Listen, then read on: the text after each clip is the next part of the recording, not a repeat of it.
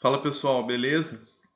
Essa semana a gente vai ver sobre semelhança de triângulos, tá? Só que antes da gente falar de semelhança de triângulos, que é um assunto muito importante para o Enem, a gente precisa falar do que é a congruência de triângulos, tá?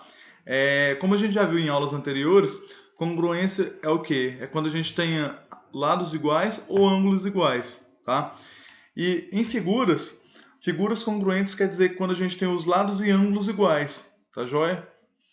No caso do triângulo, a gente tem o caso de congruência. Para que serve esses casos de congruência? Para a gente afirmar se esses dois triângulos são congruentes ou não, tá? Então, se a gente conseguir satisfazer um desses casos de congruência, a gente pode afirmar que os dois triângulos são congruentes.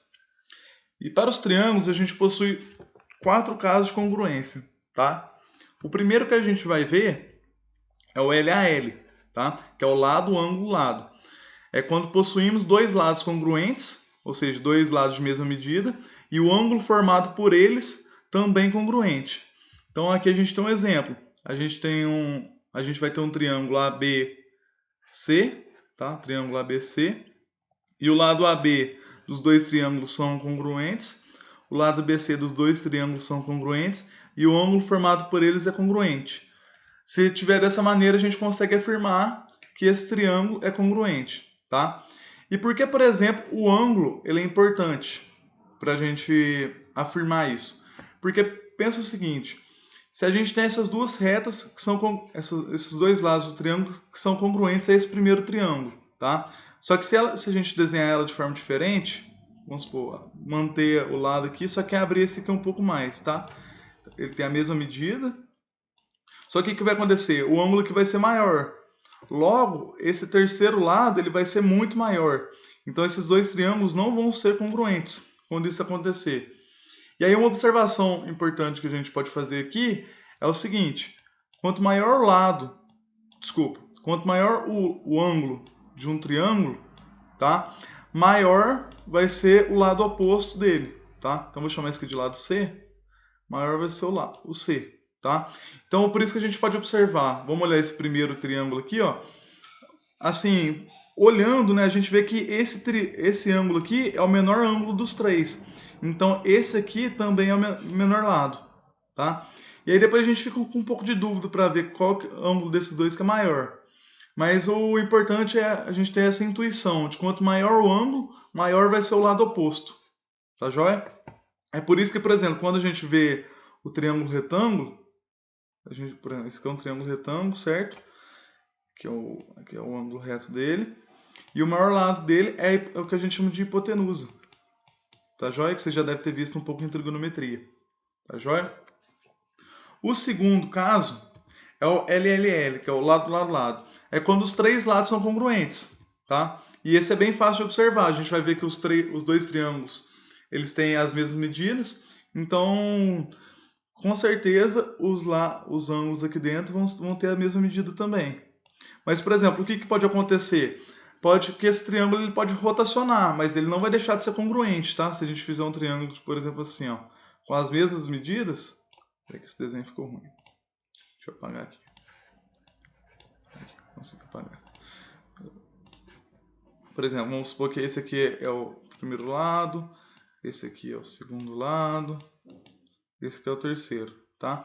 Se ele tiver a mesma medida desse primeiro aqui, ó, ele vai ser congruente também, tá? Então, o fato de ser rotacional o triângulo, isso não quer dizer nada em relação à congruência. Ele precisa ter os três lados iguais e os três ângulos de mesma medida.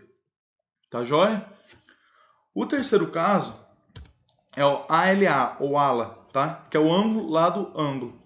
É quando a gente tem dois ângulos congruentes e o lado entre eles também é congruente, tá?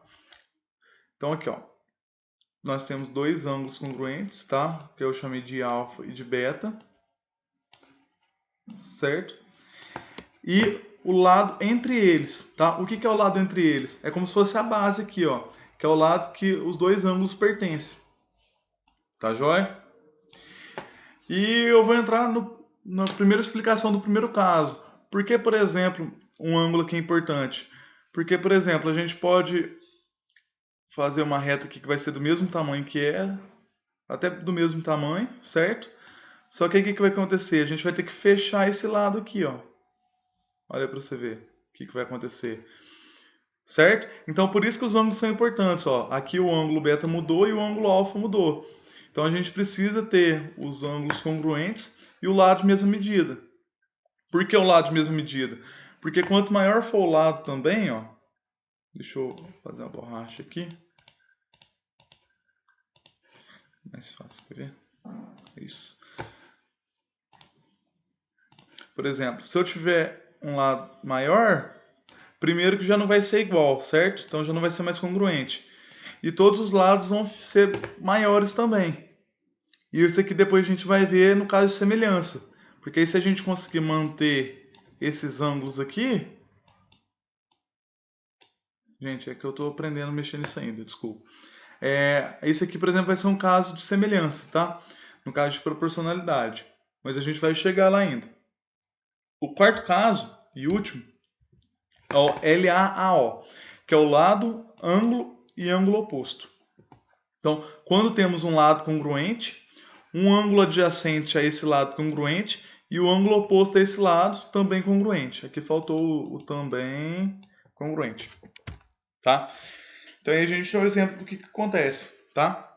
Se a gente observar a figura, ela tem um lado congruente, o ângulo oposto é congruente e um ângulo adjacente também é congruente, a gente pode falar que os dois triângulos são congruentes, tá? E o que pode acontecer? Se a gente mudar esse ângulo aqui, ó, a gente vai mudar esse lado com esse lado. Se eu aumentar aqui, por exemplo, se eu mudar esse ângulo, certo? E aí já, não vai deixar, já vai deixar de ser congruente. Não vai ser mais congruente isso, tá joia? Professor, isso é importante para o Enem? Olha, o Enem ele não costuma cobrar congruência, tá joia? Ele gosta muito de cobrar semelhança. E semelhança é a parte mais importante. Então, assim, a gente não precisa assim, decorar esses casos de congruência, tá? Às vezes é importante a gente saber para outros vestibulares, mas para o Enem a semelhança é muito mais importante, tá joia? E aí já tem o que a gente vai ter nas próximas aulas, que é a semelhança de triângulos, que aí sim, o Enem gosta muito disso aqui, tá? Muito mesmo. Vou escrever o Enem aqui só para ficar bonitinho. Aí, o Enem gosta muito disso aqui, tá? Aí eu vou fazer 3 exercícios com vocês. Um dos 3 exercícios foi um exercício que caiu no Enem, tá? Uma questão que caiu no Enem. E depois vai ter mais uma lista de exercícios com 5 exercícios, só que agora as listas elas vão ter o gabarito, tá? E antes eu não colocava o gabarito porque eu tinha medo de vocês terem preguiça de fazer as questões, mas eu acho que é importante deixar o gabarito que já às vezes fica mais fácil de sanar uma dúvida na hora. Tá joia? Então já vejo vocês na próxima aula. Essa aula que é mais uma aula mesmo introdutória. A próxima aula que é bem importante. Tá joia? Beleza. Falou, galera.